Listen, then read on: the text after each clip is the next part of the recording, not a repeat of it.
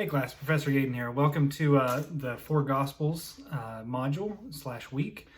This is the first full week of our online class that I've done with the new syllabus. I am reporting to you from my bedroom today because I am sick and I hope I don't have the plague, but just in case, I'm isolating from the rest of my family. So you might get a video or two from in here. You can see the luxurious lifestyle I live with the playpen right there. But anyway, this will be from my bedroom for hopefully just today, hopefully just this video, and I'll be able to move back out into the rest of my house. But anyway, we're going into the four Gospels and what's going on there. My point with these videos and my hope with these videos, just to check in, give you an overview of kind of what's going on, what I'm hoping that you get out of this week and everything. Also, maybe pick up on some themes from the past week that I want to clear up that maybe I didn't feel like were super clear. Remember, you've got this, your reading, your other videos, and then just the study guide for your final, and then post a question for this week. It shouldn't take you too long, but make sure you're keeping up on those study guides. That study guide will be posted here shortly. Well, probably it'll be posted before you watch this, actually. So, let's talk about the four Gospels and what's going on in there and kind of an overview of what I want you to know from them. The first thing is Jesus, obviously, clearly. The four Gospels are about Jesus, right? They're not necessarily biographies. Some people have talked about them as passion narratives, right? As death narratives with a long introduction. They are wanting you to lead up to Jesus' death and resurrection, right? They're pointing you that way the whole time. That's kind of the goal of them. But Jesus is a historical figure, right? Religious people and non-religious scholars both agree on this. A few years ago, there was a big movement to say Jesus wasn't a real figure. I think that's lost most of its steam. I think most scholars that I know believe Jesus was an actual historical figure. We do have a little bit of historical evidence for that outside the Bible, right? So that's Jesus there. Jesus, I think most people would also agree that Jesus was what we call an apocalyptic prophet. And I say this because I want to clear up a little bit from last week. I think there's a lot of question about what apocalypse means.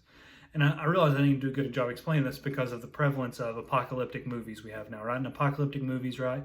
And a lot of them, the good and the bad face off. And most of the movies that we have now, the bad wins, right?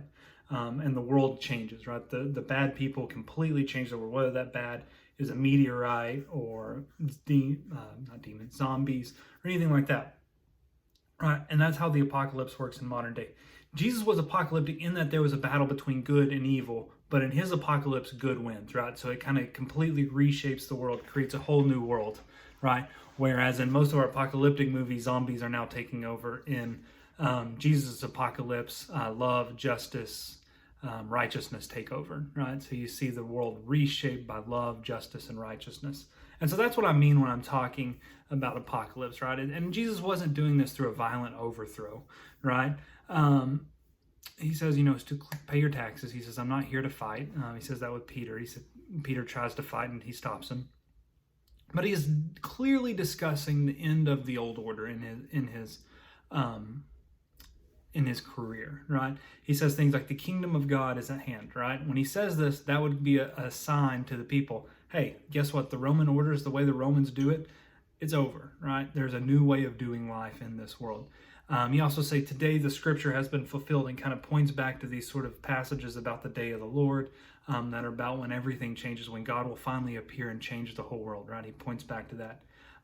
He is referred to as the Messiah, which technically Christ means Messiah, which means ultimately anointed one, which then points back, when you say anointed one, the Jewish people would immediately point back to the Davidic line, right? He's saying, hey, there is a renewal of the Davidic line, which was a sign of the end of times, right? Where there'd be a new age that takes over. So Jesus is clearly referring to kind of the changing of the times, right? That he's going to destroy the old order, and in the middle of that, create a whole new order, a whole new world where love and justice will reign. I'm going to give you just a precise definition of apocalypse from a New Testament scholar that I like, Beverly Gaventa. She's at Baylor. She says this: apocalyptic theology, which Jesus applies to, has to do with the conviction that in the death and resurrection of Jesus Christ, God has invaded this world as it is, thereby revealing the world's utter distortion and foolishness, reclaiming the world and inaugurating a battle that will doubtless culminate in the triumph of God over all God's enemies, including the captor's sin and death. This means that the gospel, the good news, the good proclamation, is first, last, and always about God's powerful and gracious initiative.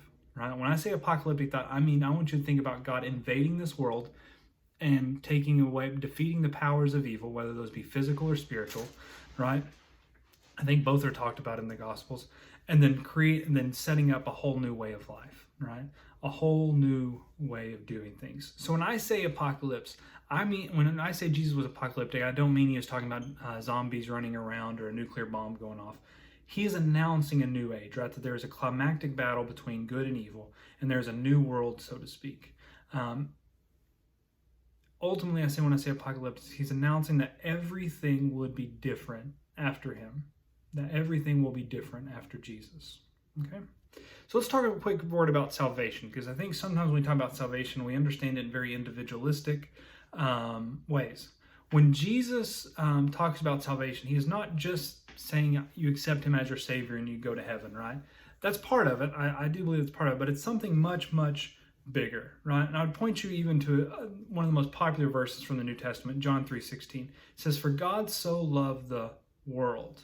Now that word world there in Greek is the word cosmos, which is the word we get cosmos from, right? So he's saying, for God loved the whole world, the whole universe, the whole created order that he gave his son. Not that God loved just humans or loved individual humans. God loved the whole created order. So when Jesus is talking about salvation, he is talking about, again, this sort of total renewal of all things, right? That's what salvation, right? Humans are involved in that salvation.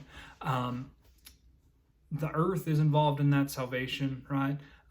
Communities are involved in that salvation. Political systems are involved in that salvation, right? This is a salvation of everything, right?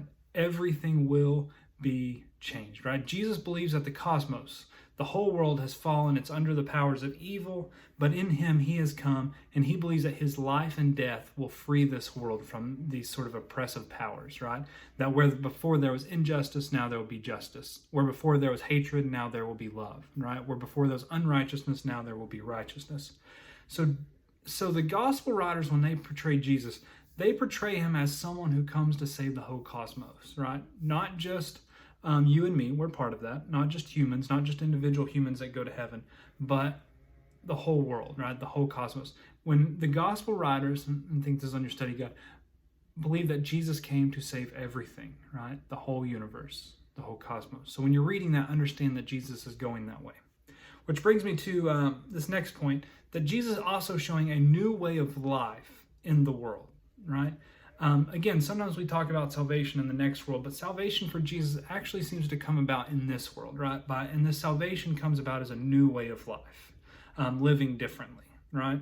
And this new way of life is a world that's not dictated by the powers of this world, the evil powers we might call greed, selfishness, injustice, right? But Jesus in his life shows us a new way of life, right?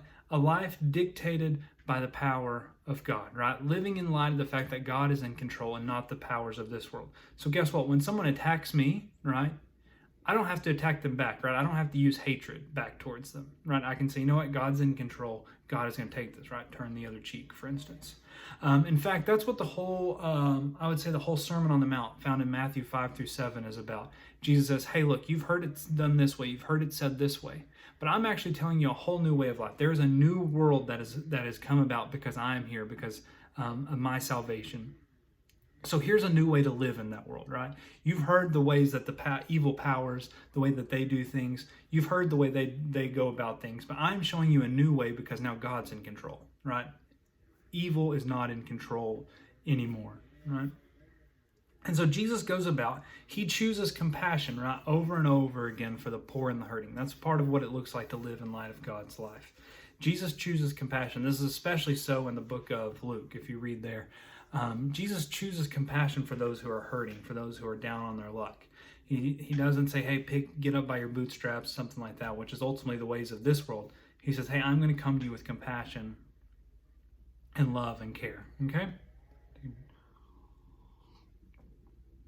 Come about because of those things. Sorry about that. Okay?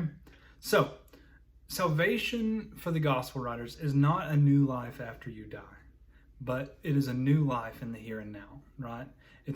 Jesus shows us how to live a new life. He lives a new life, and then in the way demonstrates it for us of how to live a new life in the here and now, right? How to live a life dictated by justice and love, by God's justice and God's love, instead of the powers of this world, which are greed and selfishness and hatred, right? So Jesus shows us how to live in light of God's, we might say, apocalypse, God's revealing. He shows us how to live in light of God's salvation. So as you're reading the Gospels, right, make sure that you're paying attention to how Jesus teaches, because he's teaching a way of life, right? Sometimes people read the Gospels as it's just about getting to heaven, believing in Jesus dying.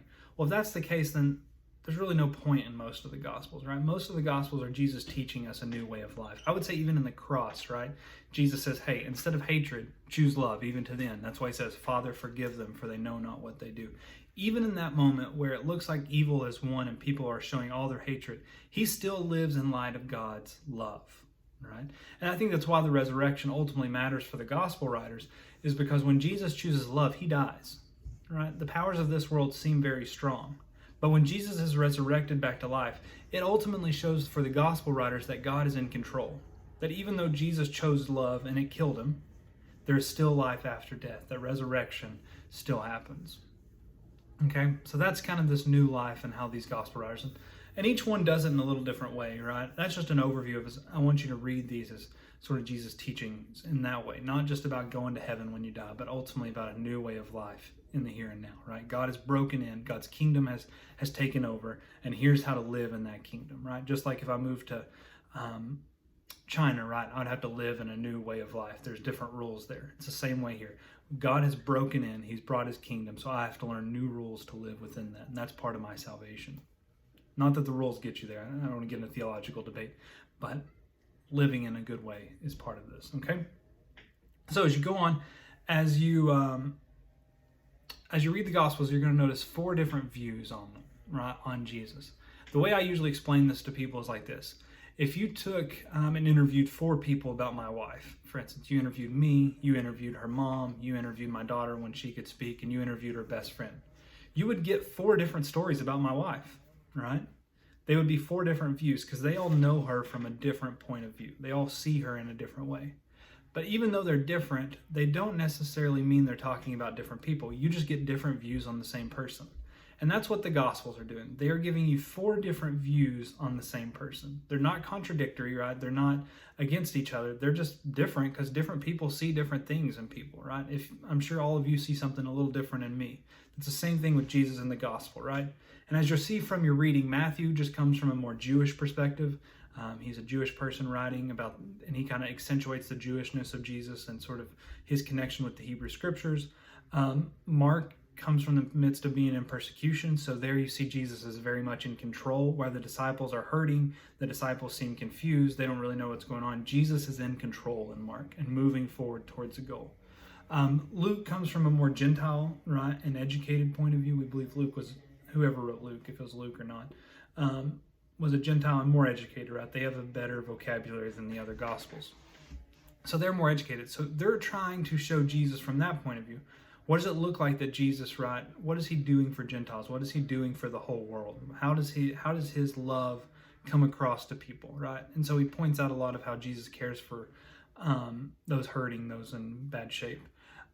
John comes from a later point of view, right? It's the latest gospel, and it comes from a point of view that after people have had some time to reflect on Jesus' divinity. So in there, you're going to see Jesus look more divine. He's going to point out pieces of Jesus' divinity. And again, that's just because they had more time to think about it. And they're like, hey, you know what? When this happened, that actually probably pointed to something deeper than what we think. And so that's where John comes about. So you see that each one of them has just this different view on Jesus as they go. So that's all I've got for you today. I want to just say with the book's going to give you your book reading in Frege. It's going to give you historical backgrounds of the 4 Gospels. Going to give you a little more things going on there with that historical backgrounds there. The 4 videos I posted come from Fuller Theological Seminary, which is one of the top seminaries in the nation. And that's just going to give you sort of different scholars talking about different themes that happen in each of the Gospels, hopefully to give you a better view of kind of give you a taste of how each of the Gospels are different and how they work out that way. So that's what the videos will do. That's what the books do. Your study guides, work on those. If you do your study guides, you're going to pass my final, right? I'm not going to have you all turn those in or anything. It's just going to work on your own thing. If you have questions about it, I will answer them just to help you out. But make sure you're doing those. If you do those study guides, when you get to your final exam, you're going to go, oh, I know all this. I'll pull out your study guide and you'll say, there's the answer to that right there. Okay? So do your study guides. Make sure you get that post in, and I'll see you all in a few days. Have a good one. Bye.